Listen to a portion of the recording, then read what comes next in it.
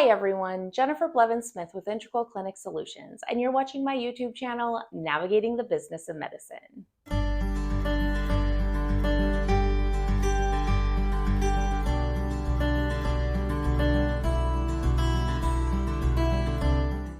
Today I want to talk about Medicare sequestrations.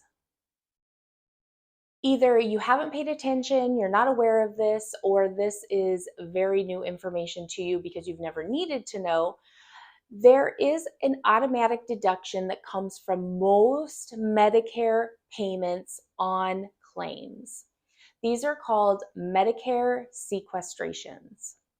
This is something that was voted on and decided in 2011 because of the national debt. And the goal of doing these automatic deductions on Medicare payments to practitioners billing just straight Medicare was to hopefully reduce the national deficit. Okay. It didn't go into effect until like 2013. So basically, any dates of service on or after April 1st, 2013, or discharge dates on or after April 1st, 2013, started seeing this 2% automatic deduction from the payment that would be made from Medicare to the provider who was billing them. This is still going on today. We're over almost 12 years into this. And honestly, I didn't do the research, but I'm not confident it has made the impact that they were hoping it was going to. I know that is one of the arguments that a lot of the big professional industry healthcare groups are trying to use in their angle of fighting this reduction, either to eliminate it or reduce it from 2% to something less, but preferably eliminate it. And they did temporarily suspend it in the COVID time during the pandemic because, it was already hard for providers to keep their practices above water. And so they were like, okay, we're going to go ahead and we'll suspend this sequestration. But then it was reintroduced and restarted in July of 2022. So we've had about 2 full years of it restarting. And it does add up. You're probably like, oh, 2% on $80 or something, whatever, Medicare is going to pay me for an E&M code. That's like $1 something or whatever. But think about how many of those E&M codes you bill out in a year and how much money they're keeping from you. And then also it could impact what the Medicare beneficiaries are paying out of pocket when it comes to like their deductible and stuff like that, because the sequestration comes right off the top of the allowable amount. So if you look at any of your ERAs, EOBs, and it's a straight Medicare EOB or ERA, you're going to see, I think it's code 253 is the CAS code. The CART code, it's 253, I'm pretty sure, and it just says Medicare sequestration. And it will tell you how much, according to that specific CPT code, was automatically deducted for this purpose. And depending on how much you are billing out, 2% can be significant, right? And maybe it's not just an E&M code, maybe it's a surgical code. It's pretty much taken on all codes. There's some exceptions. I'm not sure of the exceptions. I think they're very rare, but basically any practitioner, doctor, provider, PT, OT, speech therapy, DME, you name it, that's getting billed to straight Medicare is going to have that automatic 2% deduction from each CPT code that's billed.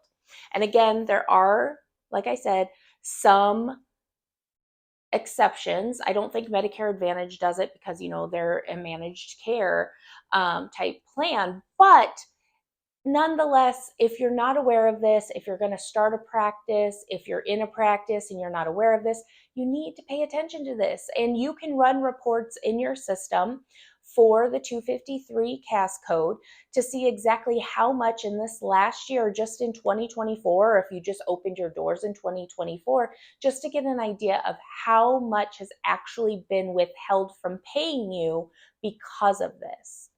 And like I said, there are a lot of professional organizations in healthcare that are going to lobbying support of reducing this or eliminating it completely. They keep fighting it because as they lower the reimbursement every year, like in 2025, we know we're going to have a reduction in Medicare reimbursement, right, based off of the professional physician fee schedule. I have a video that talks about that if you're not aware of it, but it's about 93 cents for working RVU. So, I mean, it's going to be significant, and this does not include or have anything to do with that Medicare physician fee schedule. They're completely separate. So you have your normal allowables from Medicare based off the physician fee schedule, and then that 2% comes off of whatever that allowable amount is. So if they're reducing your reimbursement every year, which they have been for quite a while now, consistently every year, and then they're taking an additional 2% off of what they've already reduced in reimbursement, that is not a good deal.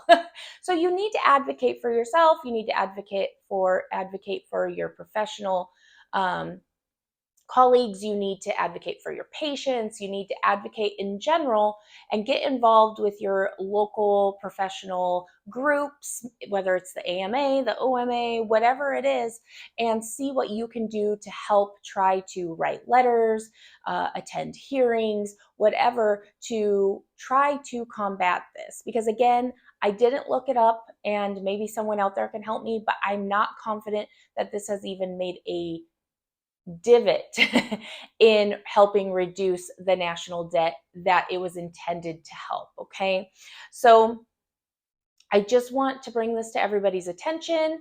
If you're new to running a practice, even if you've been in healthcare for a long time, but you worked for another entity, you might not even know this is a thing, right? Because you just got paid and it is what it is.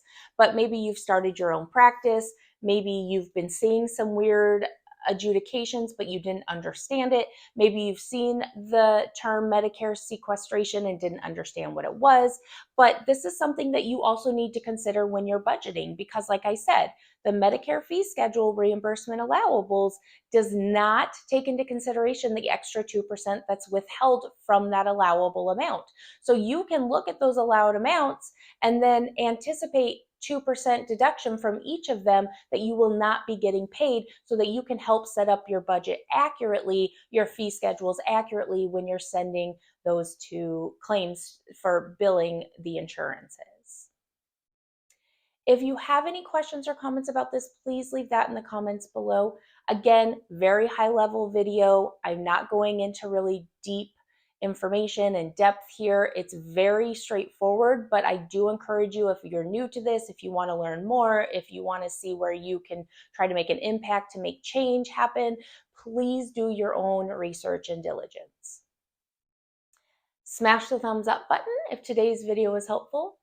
Subscribe to my channel if you haven't already, and please share this with your colleagues whom you feel would benefit. I appreciate your support, and we will see you next time. Bye-bye.